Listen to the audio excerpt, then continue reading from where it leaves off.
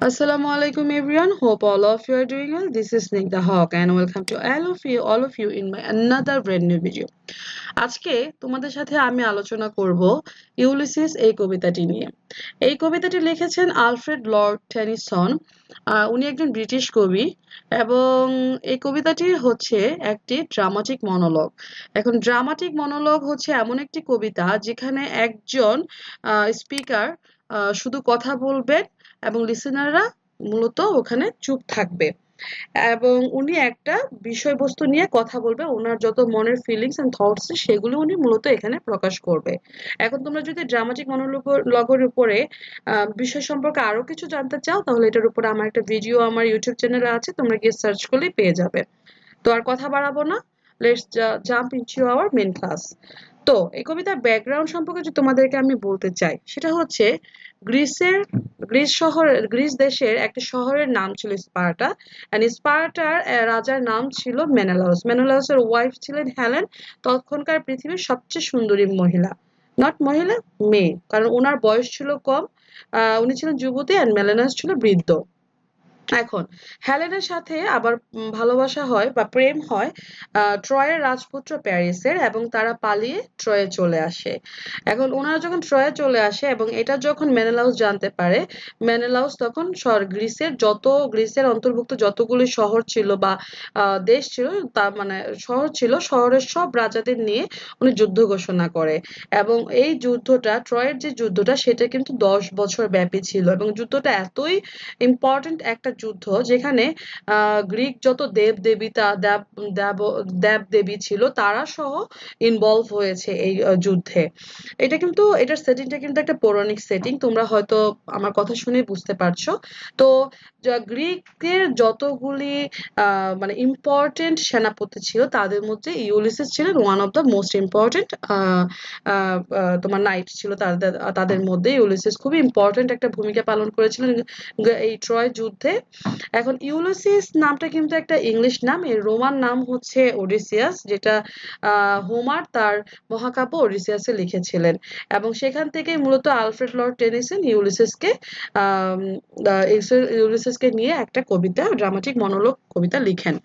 এখন ইউলিসিস যখন যুদ্ধক্ষেত্রে যায় তখন আহ তখন যুদ্ধক্ষেত্রে যায় তখন ওনার ওয়াইফ ছিল কিন্তু তোমার ইয়াং। এখন যে বিষয়টা হচ্ছে এই যুদ্ধটা ছিল 10 বছর ব্যাপী এবং যখন ইউলিসিস মানে দেশে প্রত্যাবর্তন করতে যায় এই ট্রয়কে হারিয়ে দিয়ে, হেলেনকে নিয়ে ওরা যখন ব্যাক করে তখন তাদের সবাইকে অনেক প্রবলেম ফেস করতে হয়। এর ফেস করতে হয় একটা রিজনে, কারণ আহ গ্রিকরা যখন যুদ্ধে জিতে যায় তখন ওরা ট্রয়ের উপরে মানে ভীষণ ট্রয় নগরীকে একদম ধ্বংস করে দেয়, ভীষণ পরিমাণ অত্যাচার করে, ধ্বংসলীলা চালায় এবং তাতে ওদের আবার ট্রয়ের পক্ষে যে দেবদেবীগুলো ছিল ওরা খুব রেগে যায় এবং তারা একটার পর একটা তোমার প্রবলেম ক্রিয়েট করতে থাকে এই গ্রিকদের যখন সমুদ্র যাত্রাপথে, এবং অনেক গ্রিক সৈন্য সামন্ত ওদের তখন মারা যায়। এখন ইউলিসিসেরও কিন্তু সেম ছিল, ইউলিসিসের 10 বছর লেগে যায় ইথাকাতে ব্যাক করতে। তখন উনি টোটাল ওনার লাইফের 20 বছর কিন্তু উনি বাইরেই স্পেন্ড করে।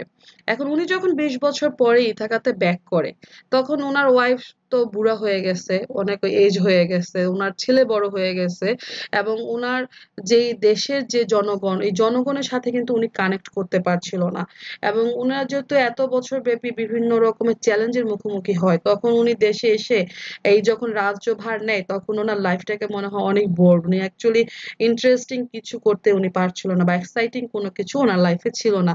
মূলত সেটাই উনি বলে যে উনি অ্যাকচুয়ালি এখানে এই দেশে এখন আর রাজ্যভার মানে রাজকার্য করে চালাতে চায় না, উনি আবার নতুন করে সমুদ্র যাত্রা যেতে চায়, নতুন নতুন দেশ এক্সপ্লোর করতে চায়। এটাই মূলত এই কবিতার মূল থিম। এখন চলো আর কথা না বাড়িয়ে সরাসরি টেক্সটে চলে যায়। It little profits that an idle king by this still hearth among these barren crags, mazed with an aged wife, I made and dole unequal loss unto a savage race that herd and sleep and feed and know not me. আমি বলছি it's little profit, মানে এটা actually খুবই অল্পজনক বিষয় বা খুবই লাভজনক বিষয় যে একটা আইডল কিং মানে বেকার একজন রাজা এই স্টিল হার্ট মানে হচ্ছে চুলি বা চুলা যেহেতু চুলার পাশে উনি বসে থাকে among these barren crakes barren মানে বন্ধা crakes মানে হচ্ছে lands the which crops cannot grow অর্থাৎ barren বন্ধা জমির পাশে matched with an idle sorry aged wife এবং একদম বৃদ্ধ ওয়াইফের সাথে ওনার বসে থাকতে হয় I made and dole এখানে মেড অর্থ বিতরণ করা অ্যান্ড ডোল হচ্ছে মানে শাসন করা উনি মূলত শাসন করে এবং বিতরণ করে রাজকার্য আনইকুয়াল লস আনটু মানে তোমার আনইকুয়াল লস হচ্ছে একটা মানে বিভিন্ন মানে তোমার মেট মানে হচ্ছে বিতরণ করা এবং অনুশাসন করা আর কি যেটা বোঝায় যে ইকুয়াল লস এই স্যাভেজ রেজ মানে অসভ্য বর্বর জাতির উপরে উনি শাসন করে যে জাতিটা শুধুমাত্র হোয়ার্ড অর্থ হচ্ছে তোমার জমা করা স্লিপ ওরা ঘুমায় এবং শুধু খায় এবং তারা আমাকে চেনে না তো এমন রাজ্যে ওনার থাকাটা মনে হচ্ছে খুবই একটা অলাভজনক একটা বিষয় ওনার এটা ফিল হচ্ছে আর কি I can not rest from travel বলছে যে আমি ট্রাভেল থেকে রেস্ট বলতে এখানে বোঝাচ্ছে যে উনি অবসর গ্রহণ করতে পারে না ওনার এই ট্রাভেল থেকে উনি যে ট্রাভেলটা গত 20 বছর করেছিলেন I will drink life to the list and I will drink life to the list বলতে বোঝাচ্ছে enjoy life as much as possible sorry উনি এনজয় করবে ওনার লাইফ যতদিন পর্যন্ত উনি জীবিত থাকে একদম যতটুক পর্যন্ত সম্ভব কোনো রকম কম উনি ওনার লাইফকে এনজয় করতে চায় না all times I have enjoyed greatly, have suffered greatly, both with those that loved me and alone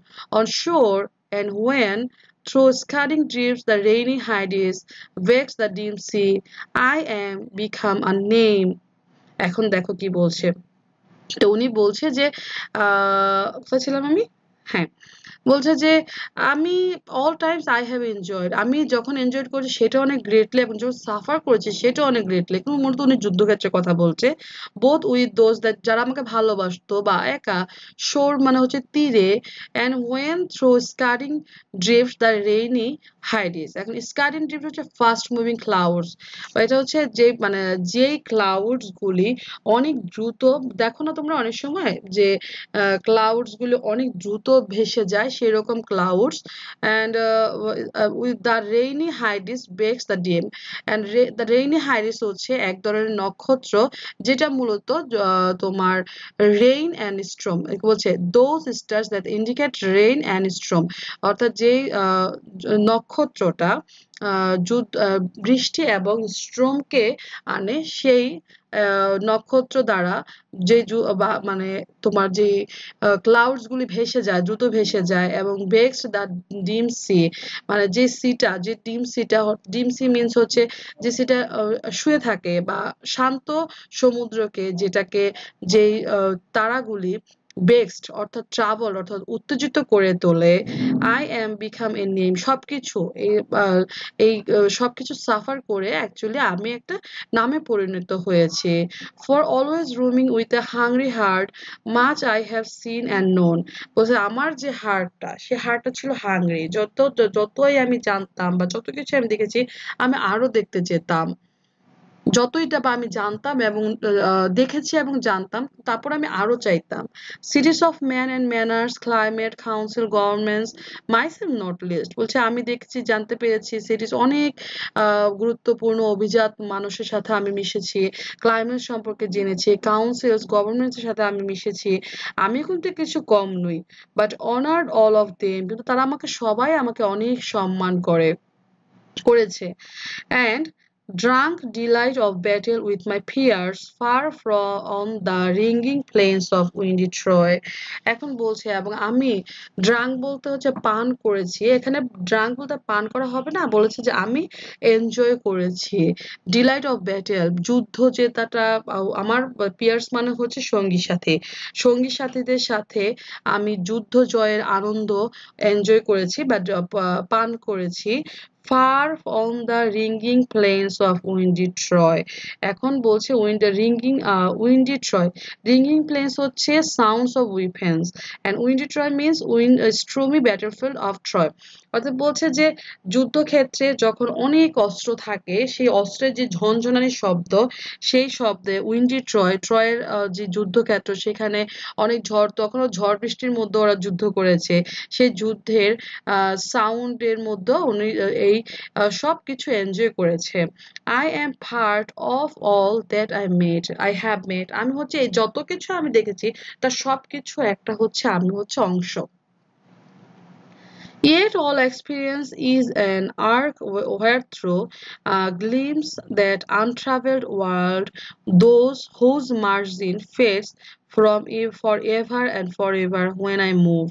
এখন দেখো কি বলছে, এখন বলছে yet all experience, যদিও আমার যত এক্সপিরিয়েন্স আছে সবকিছু মনে হয় একটা আর্কের মতো। আর্ক হচ্ছে মন্দিরের প্রবেশদ্বারের উপরের দিকে যে আর্ক হচ্ছে, আর্কের বাংলা হচ্ছে মূলত অর্ধবৃত্ত, অর্ধবৃত্ত, ঠিক আছে। এখন এটা কবি কিন্তু এখানে অর্ধবৃত্ত বোঝায় না, কবি বোঝাচ্ছে যে মন্দিরের উপরের দিকে অর্ধবৃত্তাকার যে প্রবেশদ্বার থাকে সেরকম একটা প্রবেশদ্বার, সেখান থেকে ওয়ার থ্রো সেখানে গ্লিমস দ্য আনট্রাভেলড, গ্লিমস অর্থ হচ্ছে টুইঙ্কেল, আনট্রাভেল ওয়ার্ল্ড মানে উনি ওই আনট্রাভেল ওয়ার্ল্ডটা গ্লিমস করছে, টুইঙ্কেল করছে, যেটার মার্জিন মার্জিন শুধু তোমার দূর থেকে দূরে ফেডস হয়ে যাচ্ছে। হাউ ডাল, যখন উনি মুভ করছে সবকিছু একদম ফেডস হয়ে যাচ্ছে। How dull it is to pause to make an end, এখন তুমি চিন্তা করছে যে উনি যেখানে এখানে বসে আছে তো ওনার যত এক্সপিরিয়েন্স ছিল সবকিছু একদম এখন ওনার বৃথা হয়ে যাচ্ছে, এবং ওনার যে এক্সপিরিয়েন্স সেটা মূলত একটা মন্দিরের প্রবেশদ্বারের মতো হয়ে ওনাকে অ্যাকচুয়ালি ডাকছে আর কি, যে ও যে আনট্রাভেল ওয়ার্ল্ডটা উনি ঘুরেনি বা জানতে পারেনি সেই আনট্রাভেল ওয়ার্ল্ডটা ওটার মধ্যে ওই আর্কের মধ্যে ওই এক্সপিরিয়েন্স গুলি আস্তে আস্তে দেখছে, এবং উনি যেহেতু পজ নিচ্ছে এবং এখানে এন্ড করছে বা শেষ করে দিচ্ছে, এখন বসে থাকে যে আমার জার্নি শেষ, এন্ড করে ফেলেছে, একটা স্টপ নিয়েছে, তখন ওনার মনে হচ্ছে যে সবকিছু ফেডস হয়ে যাচ্ছে। To rust unburnished not to shine in use, এখন বলছে যে হাউ ডাল, সবকিছু এত পজটা কি পরিমাণ একটা বোরিং জিনিস, যেটা মানে একটা জিনিসকে থামিয়ে দেওয়া একটা বোরিং জিনিস, এবং সবকিছু যে কোনো কিছু ইউজ না হলে, রাস্ট অর্থ হচ্ছে তোমার রাস্ট অর্থ হচ্ছে তোমার মরিচা, যখন একটা তলোয়ার বা যে কোনো একটা কিছু যখন ইউজ হয় না তখন ওখানে মরিচা পড়ে যায়, সেরকম ভাবে ইউজ না হলে ওনার শরীরেও ওরকম ভাবে ওনার শরীরে ওনার যত এক্সপিরিয়েন্স সবকিছুর উপর মরিচা পড়ে যাচ্ছে। As though to breathe were life, life piled on life, were all too little, and all of one to me little remains. And বলছে যে যেহেতু জীবন লাইফ মানে আমাদের শ্বাস ছাড়াই আমাদের হচ্ছে, শ্বাস যখন আমরা ছাড়ি নিঃশ্বাস প্রশ্বাস নেই সেটাই হচ্ছে আমাদের জীবন। Life piled on life, life জীবনের পর জীবন চলেই যাচ্ছে, ও সবকিছু এত ছোট, and one and of one to me little remains, মানে উনি বলছে যে এই যে of one to me little remains, মানে আমার যে ছোট্ট জীবন সেটা মানে অল্প একটুই তো রয়ে গিয়েছে, আর বেশি কি তো নাই, but every hour is saved from the eternal silence, and বলছে যে এই যে এই ছোট্ট every hour is saved, মানে এই যে ছোট্ট অল্প একটু আমার আওয়ারটা রয়ে গিয়েছে from eternal silence দিয়ে বোঝাচ্ছে death leading into eternal silence, অর্থাৎ বলছে যে ইটারনাল সাইলেন্স যে আমি যে মৃত্যু, আমার তো কিছুদিন পর মৃত্যুই হবে, সবকিছু তো ইটারনাল ভাবে আমার চুপই হয়ে যাবে, তার মধ্য থেকে অল্প কিছু আমার এখন জীবনের ঘন্টা রয়ে গিয়েছে। Something more, a bringer of new things, and while it were for some 3 suns to store and herd myself and this grey spirit yearning in desire to follow knowledge like a sinking star beyond the utmost bound of human thoughts. এখন দেখো এই লাইনগুলি দিয়ে কি বুঝাচ্ছে, মানে something more, উনি আরো কিছু চায়, a bringer a new things, মানে আর উনি আরো কিছু করতে চায়, এখন নিউ থিংস এ ব্রিঙ্গার হচ্ছে বাহক, নতুন কোনো জিনিসের উনি বাহক হতে চায়। ভাইল হচ্ছে hateful, vile it and vile it were for some 3 suns to store, এবং উনি বাকি জীবন 3 suns দিয়ে বলেছে যে বাকি জীবনটা উনি স্টোর অ্যান্ড হার্ড করাকে উনি ফর মাইসেলফ, এখন বলছে যে এটা তো something more, a bringer of new things, উনি বাহক হতে চায় মোর কোনো কিছু আর বেশি কিছু জানতে চায়। এন্ড ভাইল মিন্স হচ্ছে হেট করে। ইট ওয়ে ফর সাম 3 sons, ওনার যে জীবনটা, যে বাকি জীবনটা রয়েছে, সেই বাকি জীবনের জন্য উনি স্টোর করতেন, শুধুমাত্র স্টোর অ্যান্ড হার্ট সেম জিনিস, ওয়ার্ড সেম জিনিস, যে ওনার জন্য এগুলি, মানে উনি যে যেরকমটা ওনার যে আহ, লোকেরা করে, ওনার রাজ্যের লোকেরা করে, সেরকমটা করতে উনি অ্যাকচুয়ালি এটাকে হেটফুল, মানে ঘৃণা করে আর কি, উনি এটাকে পছন্দ করে না। And this grey spirit earning in desire, grey spirit হচ্ছে ওনার বৃদ্ধ আত্মা বোঝাচ্ছে। ইয়ার্নিং ইন ডিজায়ার, উনি ইয়ার্নিং হচ্ছে এক্সপেক্টিং আর্নেস্টলি, খুব মানে চিৎকার করে ডাকছে, এতটাই ডিজায়ার, মানে ওনার আকাঙ্ক্ষা হচ্ছে যে উনি, ওনার আত্মা, বৃদ্ধ আত্মা চিৎকার করছে to follow knowledge like a sinking star, ওনার যে নলেজকে উনি আরো জানতে চায়, লাইক এ সিঙ্কিং, একটা স্টার যখন ডুবে যায়, is about to die beyond the utmost bound of human thought, উনি হিউম্যান থটের উপরে যে উনি আউটমোস্ট সব বাউন্ডকে, বাধা বিপত্তি পার করে একটা সিঙ্কিং স্টার, ডুবন্ত স্টার, মানে যেটা মারাই যাবে, সেই উনি নিজেকেই বোঝাচ্ছে এই সিঙ্কিং স্টার দিয়ে মূলত, জন্য তো মারাই যাবে, কিছুদিন পরে আর বাঁচবে না। কিন্তু যারা বৃদ্ধ তারা তো ওরকম করে তোমার সমুদ্র যাত্রা যেতে চায় না, নতুন নতুন নলেজ জানতে চায় না, জ্ঞান আহরণ করতে চায় না, কিন্তু উনি সবকিছু পার হয়ে ওনার যে বৃদ্ধ আত্মা সেটা মূলত আরো অনেক বেশি জ্ঞান আহরণ করতে চায়। This is my son mine own Telemachus. এখন টেলামেকাস হচ্ছে ওনার ছেলে, যাকে উনি ছোটবেলায় রেখে গিয়েছিলেন, এসে দেখে যে ওনার ছেলে গ্রোন আপ ম্যান হয়ে গিয়েছে। To whom I leave the sceptre and the isles, well loved of me, discerning to fulfil this লেভার by slow prudence to make mild a rugged people and through soft degrees. এখন দেখো কি বলছে, এ হচ্ছে আমার ছেলে, আমার নিজের টেলামেকাস, যাকে আমি আমার স্ক্যাপচার, অর্থ হচ্ছে তোমার রাজদণ্ড দিয়ে যাব, এবং আমার এই দ্বীপটাও আমি দিয়ে যাব। ওয়েল লাভড অফ মি, যে আমাকে অনেক ভালোবাসে। ডিসার্নিং টু ফুলফিল, মানে ও খুবই ইনসাইটফুল, মানে সে খুব বিচক্ষণ, যে ও ওর নিজের কাজ খুব ভালো মতো করতে পারবে। বাই স্লো প্রিজুডেন্স, এবং প্রিজুডেন্স হচ্ছে power use in proper judgement, সেটা হচ্ছে যে ও ওর নিজের বিচক্ষণতা দিয়ে বা নিজের ধৈর্য শক্তি দিয়ে এই মাইল্ড রাগ পিপলদেরকে, আনসিভিলাইজ, রাগ পিপল মিনস হচ্ছে আনসিভিলাইজড পিপলদেরকে ও অ্যান্ড কন্ট্রোল করতে পারবে। অ্যান্ড থ্রো সফট ডিগ্রিজ, তার মনের যে বা তার যে নরম ডিগ্রিজ, তার যে নরম টেম্পার, এই টেম্পার দিয়ে সাবডিউ, অর্থ হচ্ছে কন্ট্রোল করা, সাবডিউ দেম টু দ্য ইউজফুল, এবং তাদেরকে খুব সুন্দরভাবে সে হ্যান্ডেল করতে পারবে।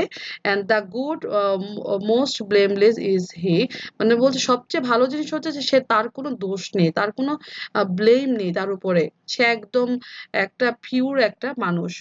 Centered in the sphere of common duties, decide not to fail in offices to tenderness, এবং সে কমন ডিউটিসের মাঝখানে সবসময় থাকে বা থাকতো, and decent not to fail in the offices of tenderness.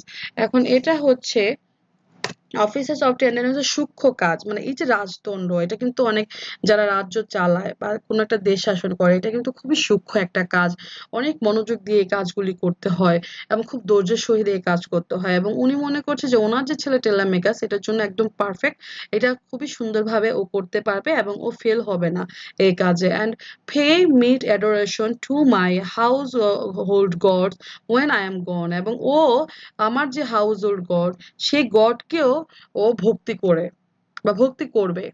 Hmm, he works his works I mind, সে তার নিজের কাজ করবে, আমি আমার নিজের কাজ করব। দেয়ার লাইস দ্য পোর্টস, ওই যে দেখো সমুদ্রের যে পোর্ট বন্দর ওখানে আছে। The vessel puffs their sails, and puffs means হচ্ছে তোমার ফুলানো, ভেসেলগুলি তাদের যে সেল, সেল মানে হচ্ছে তোমার সেল, বলতে সেলের বাংলা কি, সেল হচ্ছে তোমার পাল, হ্যাঁ।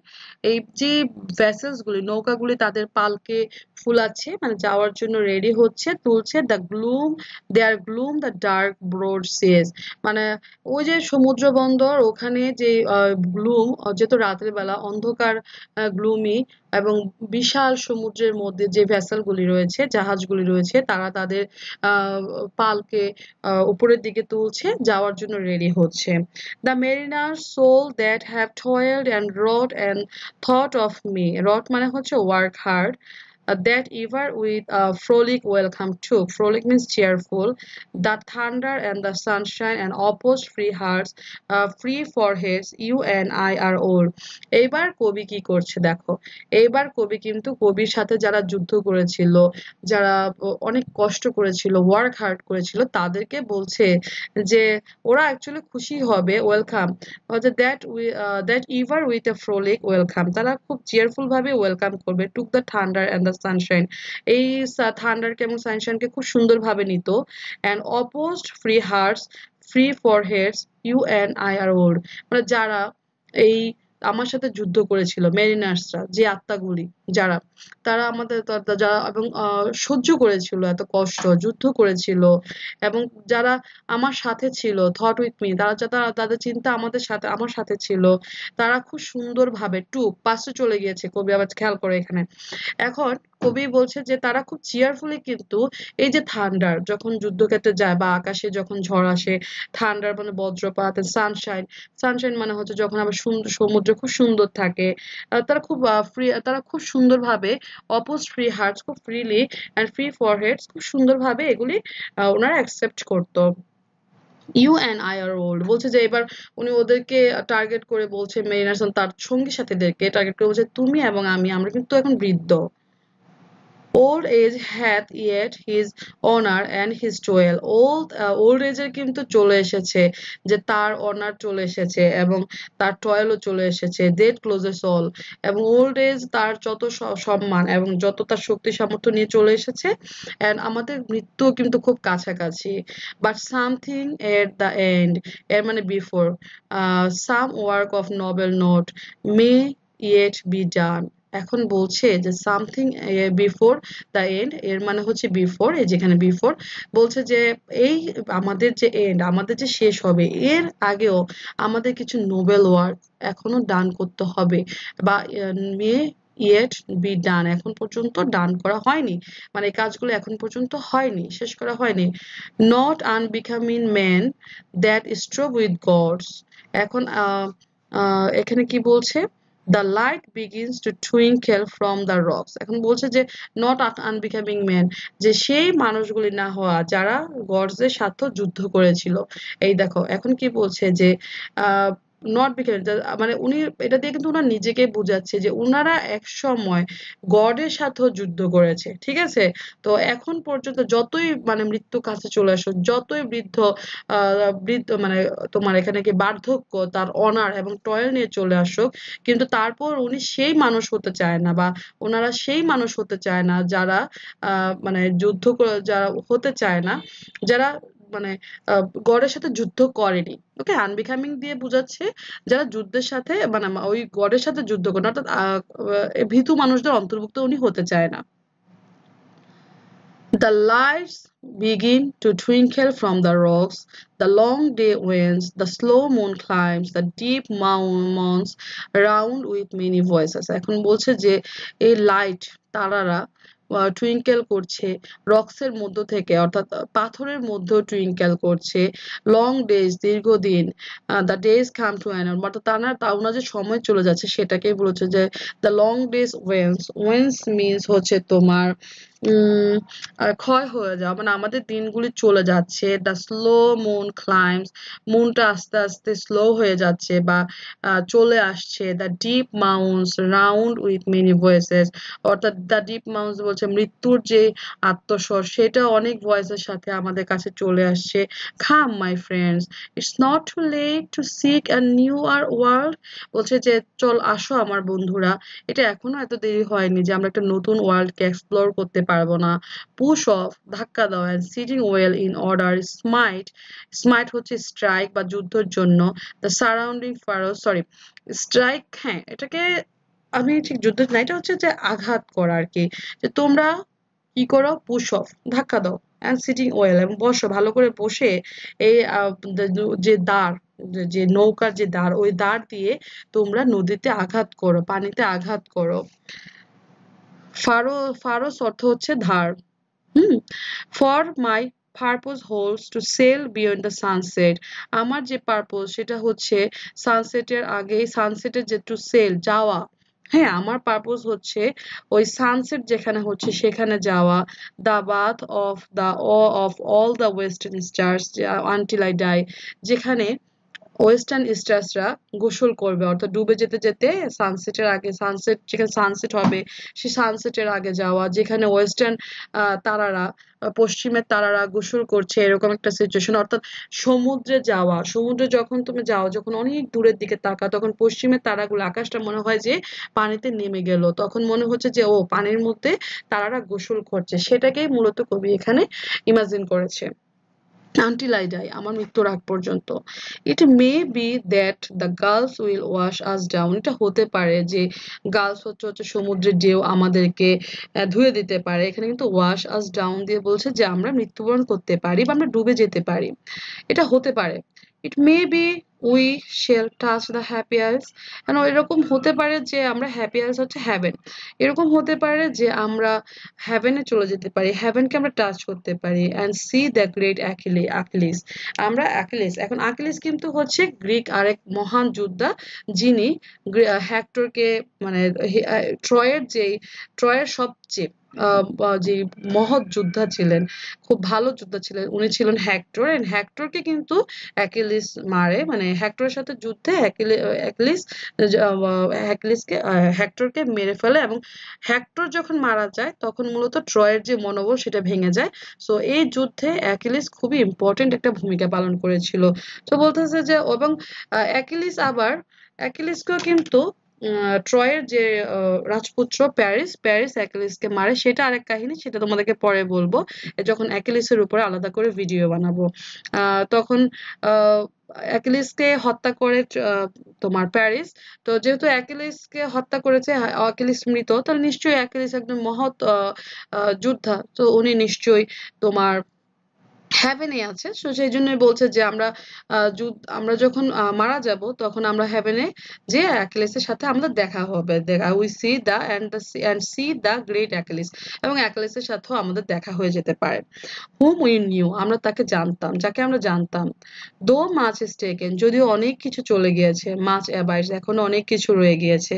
দো we are not no the strength which in old days move earth and heaven, এখন বলছে যদিও আমরা এখন সেই শক্তিশালী নেই, যে এখন আমাদের পুরোনো দিনের শক্তিশালী শক্তি সামর্থ্যবান নই, যারা আর্থ এবং হ্যাভেনকে নাড়িয়ে দিয়েছিলাম।